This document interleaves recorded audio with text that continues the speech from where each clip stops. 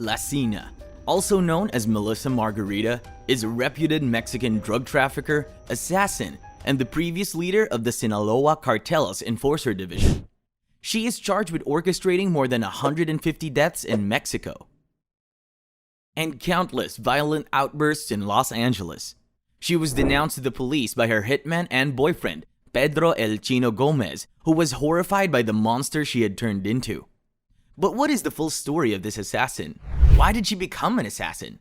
Well, in this video, we'll share with you the spine-chilling story of this lady who's a violent assassin. After Melissa Margarita Calderon's lover, Pedro El Chino Gomez, divulged information about her crimes in return for a reduced sentence, the police were able to detain her. The Sinaloa Cartel, with which she was associated, is one of the major organizations involved in drug smuggling in the country and is headed by the man on the run, Joaquin El Chapo Guzman. It is based in the Mexican state of Baja California. She rose quickly through the ranks due to her ruthlessness and short fuse until she was named leader of the organization's armed branch in 2008. She took charge of the group's territorial war and enforced their power over the popular holiday spot, Cabo San Lucas, in the state capital, La Paz. During her 7 years as the commander of the cartel's armed wing, she reportedly began plotting murders and taking control of significant areas of the city. La China acquired notoriety by holding her victims captive in their homes before dumping their dismembered remains at their doorsteps as a message to the area, which led to an uptick in murders in Baja California. She was apprehended at the airport in Los Cabos, and now she might be spending the rest of her life behind bars. Contrary to other female drug lords, La China established her gang with more than 300 members and killed more than 180 people. She was successful in a field dominated by men. Although her boyfriend Pedro El Chino Gomez denounced the lady to the police after seeing the woman being killed multiple times and calling her a monster, he feared that the Latina would finally murder him and get rid of him. After the report, La China was attacked by Mexican special forces who left her wet clothing on the line and different assault weaponry lying about, but she was able to avoid being caught. But as you may be aware, we were motivated to take over the Tijuana cartel from Edina Alejandro Felix, 54, also known as HIPAA, where the boss was unable to achieve her objectives because, in contrast to other female drug force, La China is adamant about using the bullet and executing all victims. So how would also since the early 1990s, when Colombian drug lord Griselda Blanca was killed? In the male-dominated world of the Mexican cartels, there haven't been many female criminal lords on the scale, but there has been one lady who had wreaked havoc on the country streets. Her name was Melissa Margarita Ik El Dorado Eda, commonly known as La China. After being arrested, she just lost her position as the cartel's leader. Her lover and second in charge, Pedro Chino Gomez, turned her and another partner in to get lower penalties. When El Chapo, a drug lord who escaped from a maximum security prison in Mexico via a tunnel in July, commanded the Moscow drug cartel section, Melissa Margarita Calderon o Ito was dating a member of this group. She started her career as a drug dealer and a death row convict. Did Jerry's ruthless and daring conduct push Fastow to the rank of the Sinaloa cartel, where he finally rose to become the leader of the De Amato cartel special forces? After the jailed former leader of the gang, El Grande returned home and requested to be restored. She wants command of the De Amato cartel. She objected to the cartel's demand that she hand up control to El, rounding once again.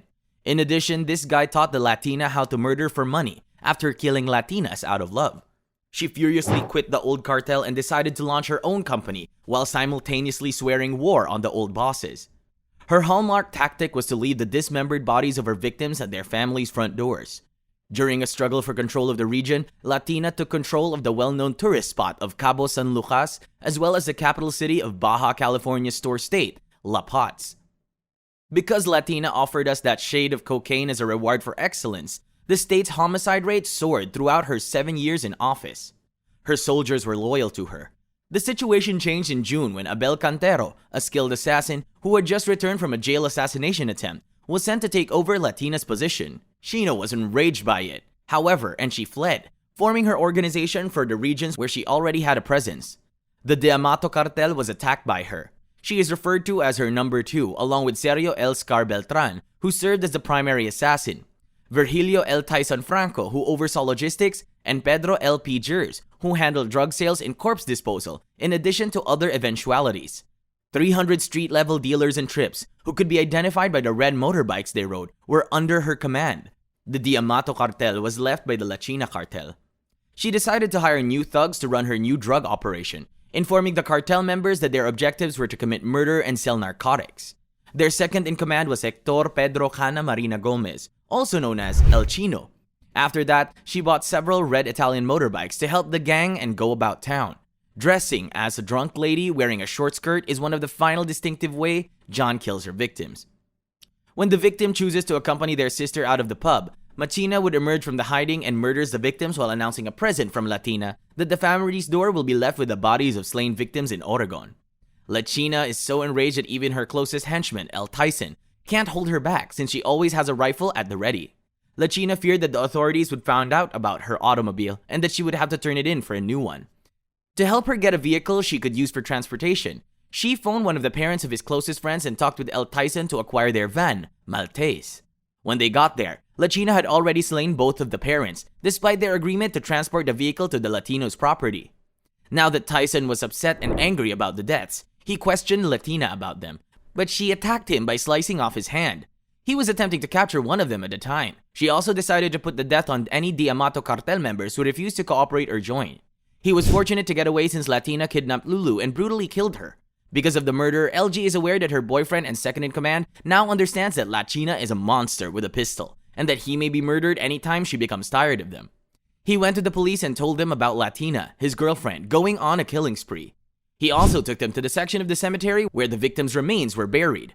The two people whose remains were found amid 5 others are El Tyson and Lulu. The choice to leave the metropolis and move to a hilly region was an arch-enemy.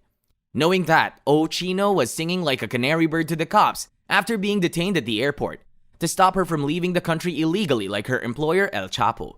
He is always being observed and faces a life sentence in jail without the possibility of release. Now, Latina has targeted Toto, a high-ranking Demos member, as one of her last acts, but they were unable to take him. His girlfriend in Florida was taken by her crew.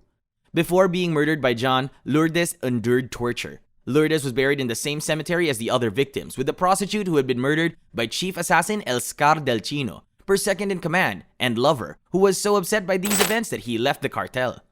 He was quickly captured by the cops. El Chino characterized his fiancée as psychotic and a control freak to authorities when being questioned.